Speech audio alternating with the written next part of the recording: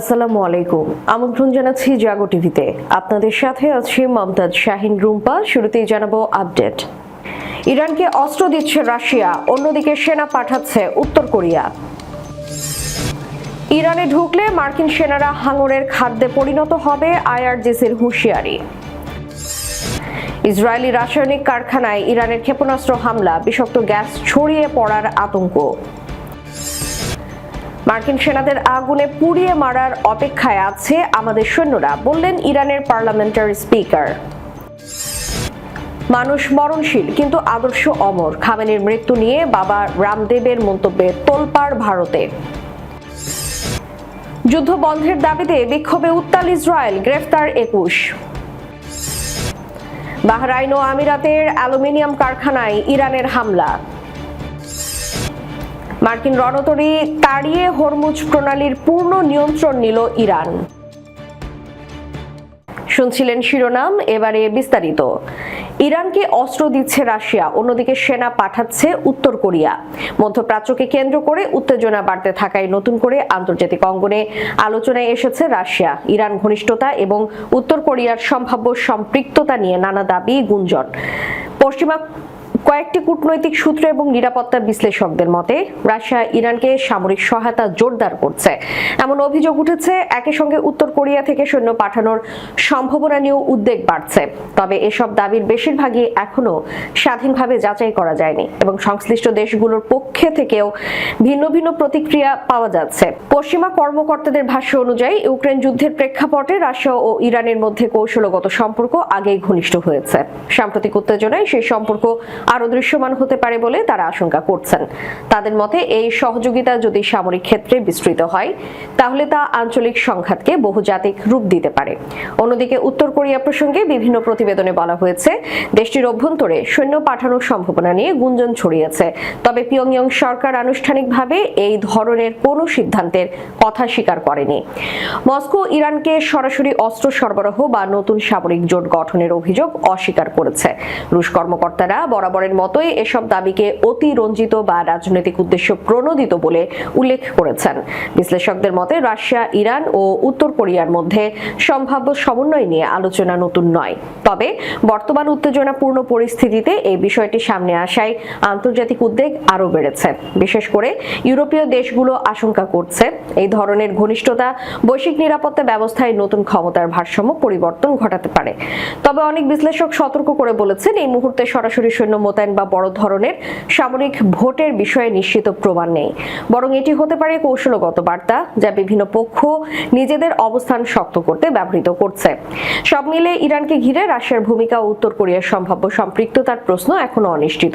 তবে এই গুঞ্জনই প্রমাণ করছে মধ্যপ্রাচ্যের সংকট ধীরে ধীরে বৃহত্তর ভূ রাজনৈতিক প্রতিযোগিতার অংশে পরিণত হচ্ছে।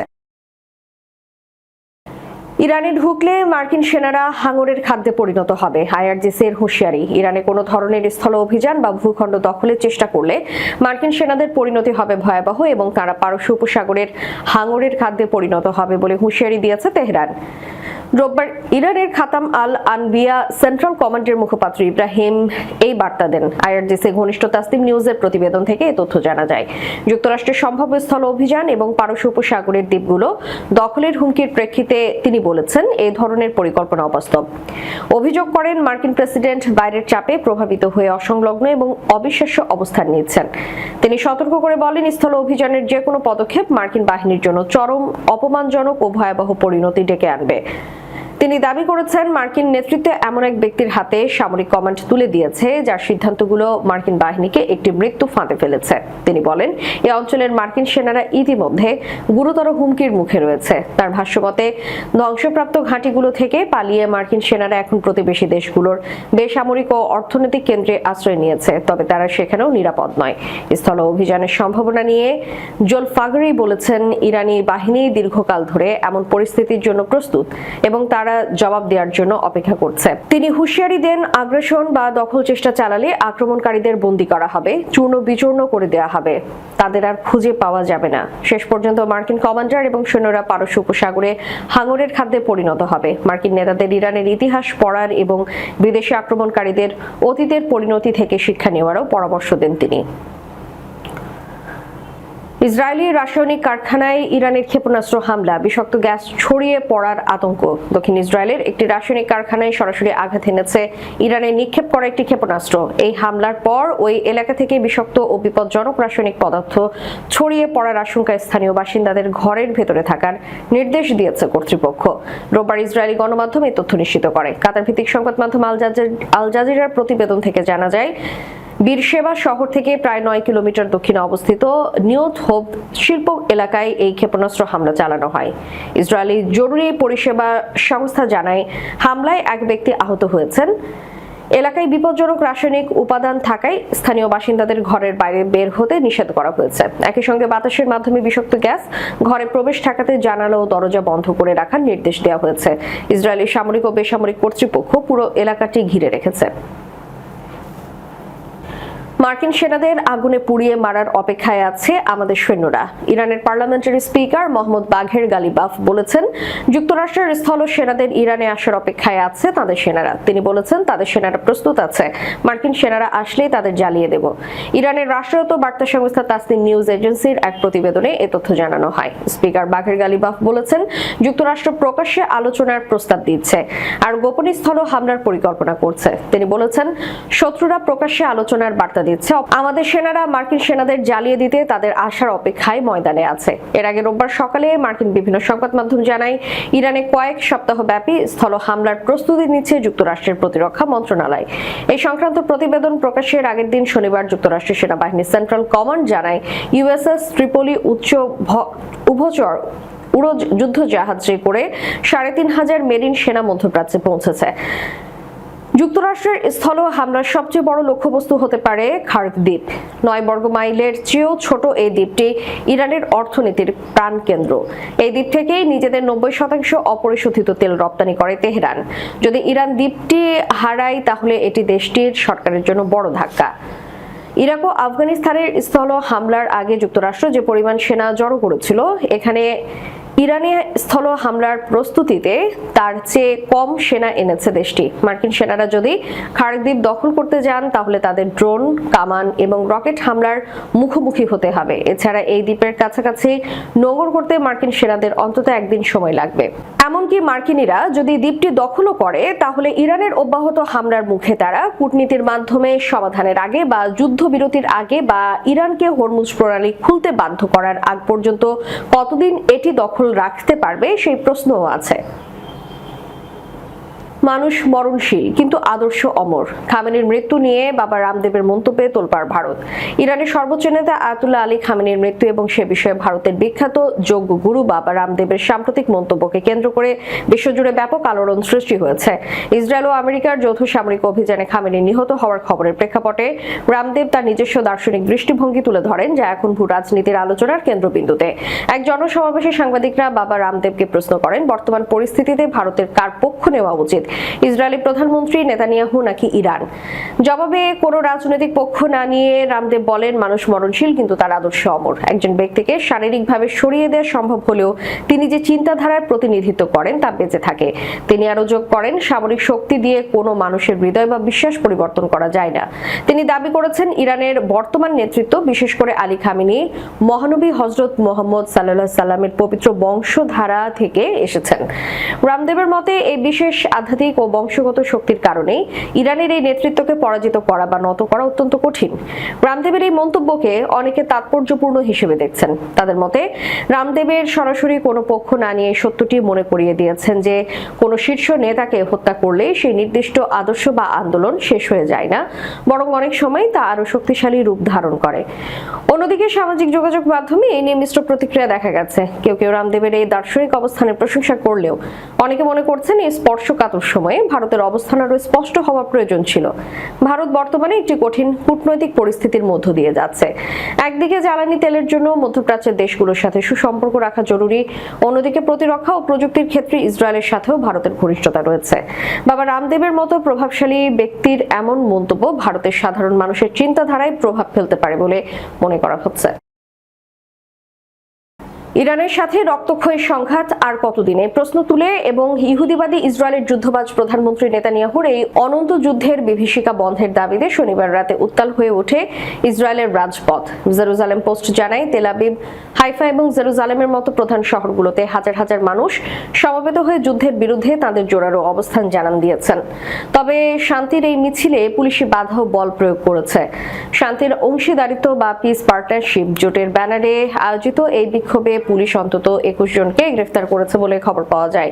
এবারে বিক্ষোভের বিশেষত্ব হলো প্রথমবারের মতো সরকার বিরোধী মূলধারার সংগঠনগুলো বামপন্থী গোষ্ঠীগুলোর সাথে একত্র হয়ে যুদ্ধবিরোধী সুরে স্লোগান তুলছে এবং বিক্ষোভে নেমেছে। তেল আবিবের হাবিমা স্কোয়ার, হাইফার হেরেভ সেন্টার এবং জেরুজালেমের প্যারিস স্কোয়ারে সমবেত বিক্ষোভকারীরা আমাদের সবার জীবনের স্বার্থে স্লোগান তুলে রাজপথে নামেন। সাবেক বামপন্থী পার্লামেন্টের সদস্য এবং অ্যাক্টিভিস্টদের হাত ধরে শুরু হওয়া এই আন্দোলনে কেবল যুদ্ধ নয়, সরকারের বিচার বিভাগীয় সংস্কারের বিরুদ্ধেও ক্ষোভ উগড়ে দিয়েছে। সবচেয়ে উত্তপ্ত পরিস্থিতি দেখা যায় তেল আবিবে, যেখানে গ্রেফতারের সংখ্যা ছিল সবচেয়ে বেশি। অন্যদিকে উত্তরের শহর হাইফাতে বিক্ষোভকারীরা রাস্তা অবরোধ করলে পুলিশের সাথে তাদের দফে দফে সংঘর্ষ বাধে। তাদের সেখানে হাদাস পার্টির নেতা আইমান ওদেহকে পুলিশ হেনস্থা করছে বলে গণমাধ্যমের খবর দিয়েছে। পুলিশ এক বিবৃতিতে দাবি করেছে, জননিরাপত্তা বিঘ্নিত হয় এমন কোনো বিশৃঙ্খলা তারা বরদাস্ত করবে না। বাহরাইন ও আমিরাতের অ্যালুমিনিয়াম কারখানায় ইরানের হামলা। মধ্যপ্রাচ্যে চলমান ভয়াবহ সংঘাতে ইরান উপসাগরীয় অঞ্চলে বাহরাইন ও সংযুক্ত আরব আমিরাতের অ্যালুমিনিয়াম কারখানায় হামলা চালিয়েছে। একই দিনে ইসরায়েল ইরানের দুটি ইস্পাত কারখানাকে লক্ষ্যবস্তু করে আঘাত হানে।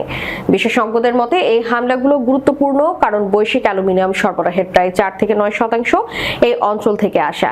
এই ঘটনাটি চলমান যুদ্ধের একটি স্পষ্ট চিত্র তুলে ধরে, যেখানে চোখের বদলে চোখ কৌশল অনুসরণ করা হচ্ছে। অর্থাৎ ইরান তার ভূখণ্ডে যেসব স্থাপনায় হামলা হচ্ছে তার প্রতিক্রিয়ায় একই ধরনের লক্ষ্যবস্তুতে পাল্টা আঘাত হানছে, বিশেষ করে উপসাগরীয় আরব অঞ্চলে যুক্তরাষ্ট্র সম্পৃক্ত স্বার্থকে লক্ষ্য করে। বিশ্লেষকদের সতর্কবার্তা অনুযায়ী যদি ইরান একই গতিতে হামলার জবাবে হামলা চালিয়ে যেতে থাকে তাহলে পরিস্থিতি আরো উদ্বেগজনক হয়ে উঠবে। এরই মধ্যে ইরানের উপর হামলার সংখ্যা বাড়ছে এবং সংঘাত ক্রমেই তীব্র আকার ধারণ করছে। এদিকে উপসাগরীয় সহযোগিতা পরিষদ অঞ্চলের মানুষের জন্য পরিস্থিতি উদ্বেগজনক হয়ে উঠেছে, কারণ যুক্তরাষ্ট্রের সেন্টকম জানায় হাজার হাজার মার্কিন সেনা এখন মধ্যপ্রাচ্যে এসে পৌঁছেছে। জানা গেছে প্রায় 3500 অতিরিক্ত সেনা ইউএসএস ট্রিপলি জাহাজে করে পৌঁছেছে, যার মধ্যে নাবিক ও মেরিন সদস্য রয়েছে। বিশেষজ্ঞদের মতে ইরানের সংখ্যা আরো বাড়লে উপসাগরীয় অঞ্চলও তার বাইরে থাকবে না। এই মুহূর্তে পরিস্থিতি এমন পর্যায়ে পৌঁছেছে যেখানে সংঘাতের ভয়াবহ বিস্তার প্রায় অনিবার্য বলেই মনে করা হচ্ছে। মার্কিন ইসরায়েলি আগ্রাসন শুরু হওয়ার পর বিশ্বের জ্বালানি করিডোর হরমুজ প্রণালী দিয়ে নৌযান চলাচলে বিঘ্ন তৈরি করে ইরান। এক পর্যায়ে ইরানি সেনাদের হামলা থেকে রক্ষা পেতে জ্বালানি ট্যাঙ্কারগুলো সমুদ্র পথটি দিয়ে যাতায়াত বন্ধ করে দেয়। তবে আরব সাগরে মোতায়েন করা মার্কিন যুদ্ধ বিমানবাহী রণতরী ইউএসএস আব্রাহাম লিঙ্কনের কারণে অতি গুরুত্বপূর্ণ এই পানিপথ নিয়ন্ত্রণে বেগ পেতে হচ্ছিল ইসলামী প্রজাতন্ত্রকে। এবার সেই বাধা দূর হয়েছে বলে দাবি করছে তেহরান। একজন ইরানি নৌ কমান্ডার এবং অঞ্চলে মার্কিন বাহিনীর বিরুদ্ধে প্রতিশোধ নেওয়ার হুঁশিয়ারি দিয়েছেন। তিনি জানান, ইরান মার্কিন বাহিনীকে তাদের নাগালের মধ্যে আসার জন্য অপেক্ষা করছে এবং তারা উপকূলীয় ক্ষেপণাস্ত্র ব্যবস্থার লক্ষ্যবস্তু হতে পারে বলে সতর্ক করছেন। তিনি দাবি করেছেন, ইরানি ক্ষেপণাস্ত্র অভিযান এবং তৎপরতার মুখে মার্কিন রণতরী ইউএসএস আব্রাহাম লিঙ্কন ইরানের জলসীমা থেকে শত শত মাইল দূরে সরে যেতে বাধ্য হয়েছে। এতে হরমুজ প্রণালী এখান থেকে বিনা বাধায় এককভাবে নিয়ন্ত্রণ করতে পারবে তেহরান। শেষ করার পূর্বে সংবাদ শিরোনামগুলো জানাবো আরো একবার। ইরানকে অস্ত্র দিচ্ছে রাশিয়া, অন্যদিকে সেনা পাঠাচ্ছে উত্তর কোরিয়া। ইরানে ঢুকলে মার্কিন সেনারা হাঙরের খাদ্যে পরিণত হবে, আইআরজিসির হুঁশিয়ারি। ইসরায়েলি রাসায়নিক কারখানায় ইরানের ক্ষেপণাস্ত্র হামলা, বিষাক্ত গ্যাস ছড়িয়ে পড়ার আতঙ্ক। মার্কিন সেনাদের আগুনে পুড়িয়ে মারার অপেক্ষায় আছে আমাদের সৈন্যরা, বললেন ইরানের পার্লামেন্টারি স্পিকার। মানুষ মরণশীল কিন্তু আদর্শ অমর, খামেনির মৃত্যু নিয়ে বাবা রামদেবের মন্তব্যে তোলপাড় ভারতে। যুদ্ধ বন্ধের দাবিতে বিক্ষোভে উত্তাল ইসরায়েল, গ্রেফতার 21। বাহরাইন ও আমিরাতের অ্যালুমিনিয়াম কারখানায় ইরানের হামলা। মার্কিন রণতরী তাড়িয়ে হরমুজ প্রণালীর পূর্ণ নিয়ন্ত্রণ নিল ইরান। এতক্ষণ আমাদের সাথে থাকার জন্য ধন্যবাদ। আল্লাহ হাফেজ।